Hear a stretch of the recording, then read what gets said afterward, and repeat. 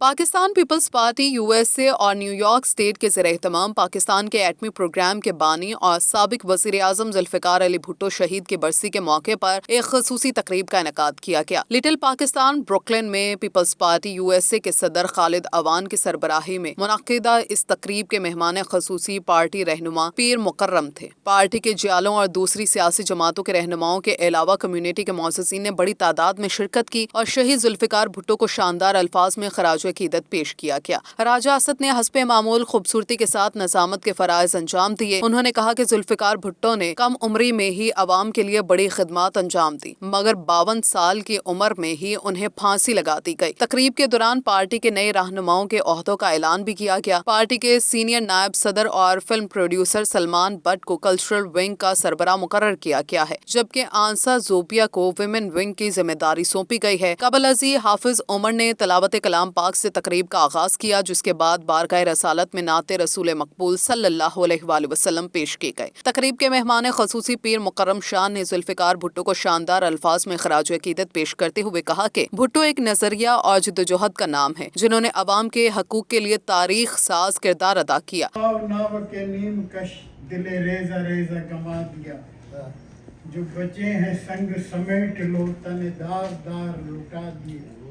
انہوں نے کہا کہ آج بھی پیپلز پارٹی انہی اصولوں پر قائم ہے اور جمہوریت کے فروغ کے لیے سرگرم عمل ہے۔ ان کا کہنا تھا کہ بھٹو شہید سندھا کے سب سے بڑے جاگیردار تھے، وہ چاہتے تو عیش و آرام کی زندگی گزار سکتے تھے، مگر انہوں نے عوام کے حقوق کے لیے زندگی وقف کر دی۔ پیپلز پارٹی USA کے صدر خالد عوان کا کہنا تھا کہ ذوالفقار علی بھٹو واحد رہنما تھے جنہوں نے محنت کش طبقے کے لیے جدوجہد کی، وہ ان کے سب سے بڑے حامی تھے اور ان کے لیے بھرپور جدوجہد کی۔ سلمان بٹ نے کہا کہ ذوالفقار علی بھٹو ایک عظیم رہنما تھے، پاکستان کے لیے انہوں نے جو خدمات انجام دی عوام انہیں کبھی فراموش نہیں کریں گے۔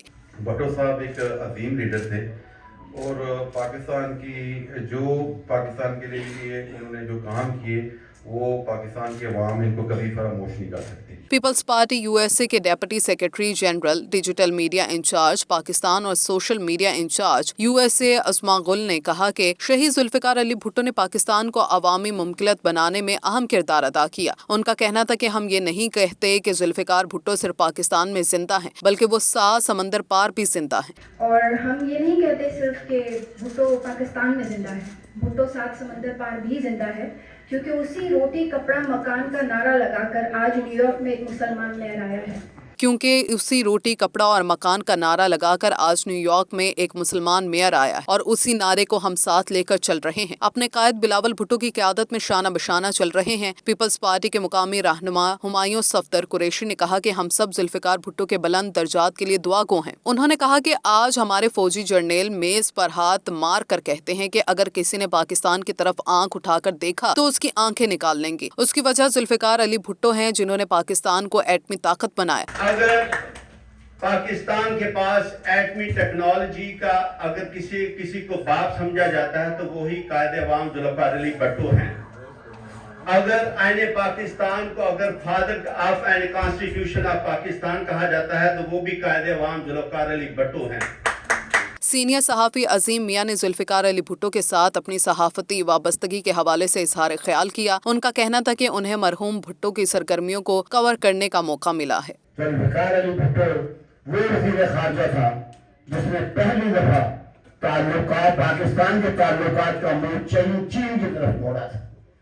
راجہ رزاق نے کہا کہ پوری دنیا میں اگر اس وقت کوئی سکون سے بیٹھا ہے تو وہ پاکستان ہے۔ میرے بچوں، اگر ذوالفقار علی بھٹو نہ ہوتا تو تم پاکستان میں آرام سے نہ بیٹھے ہوتے، جس کی طرف کوئی میلی آنکھ اٹھا کر نہیں دیکھ سکتا۔ اس کا کریڈٹ بھٹو شہید کو جاتا ہے۔ مسلم لیگ نون USA کے مقامی رہنما دانش ملک نے بھی ذوالفقار علی بھٹو کو شاندار الفاظ میں خراج عقیدت پیش کیا۔ ان کا کہنا تھا کہ بھٹو مرحوم کسی تعارف کے محتاج نہیں، وہ ایک حقیقت تھے، ہیں اور رہیں گے۔ پاکستان کی تاریخ میں بہت سے سیاستدان اپنے وقت کے ساتھ آئے اور چلے گئے، لیکن ذوالفقار علی بھٹو کیوں آج بھی زندہ ہے؟ وہ اپنے کارناموں کی وجہ سے زندہ ہے۔ ان کا کہنا تھا کہ پاکستان کی تاریخ میں بہت سے رہنما آئے اور چلے گئے مگر ذوالفقار بھٹو اپنے کارناموں کی وجہ سے آج بھی زندہ ہیں۔ کشمیری رہنما تاج خان نے کہا کہ ہم شاید اپنے محسنوں کے ساتھ انصاف نہیں کر سکے۔ انہوں نے کہا کہ ایران میں ایک بلا جواز جنگ شروع کی گئی، کشمیر میں مودی کی دہشت گردی جاری ہے۔ انہوں نے پاکستانی عوام سے اپیل کی کہ وہ اپنی صفوں میں اتحاد پیدا کریں۔ میرے پاکستانیوں، خدا را یہ ظلم دیکھ رہے ہیں، یہ زیادتیاں دیکھ رہے ہیں، اپنی صفوں کے اندر اتحاد پیدا کریں۔ بین المذاہب امن کمیٹی کے چیف کوارڈینیٹر مشتاق احمد کمبو نے کہا کہ ذوالفقار بھٹو نے پاکستانی قوم کی تقدیر کو بدل کر رکھ دیا۔ 4 اپریل کا دن ناقابل فراموش ہی نہیں، قابل یقین بھی ہے۔ تقریب سے پاکستان پیپلز پارٹی فلاڈیلفیا کے صدر محمد علی بلوچ، حفیظ کالو، نسیم اکیزئی اور دیگر نے بھی خطاب کیا۔ کمیونٹی کی ممتاز شخصیات نے شرکت کی، جن میں عزیز بٹ، آصف بیگ، ظاہر شیخ اور دوسرے شامل تھے۔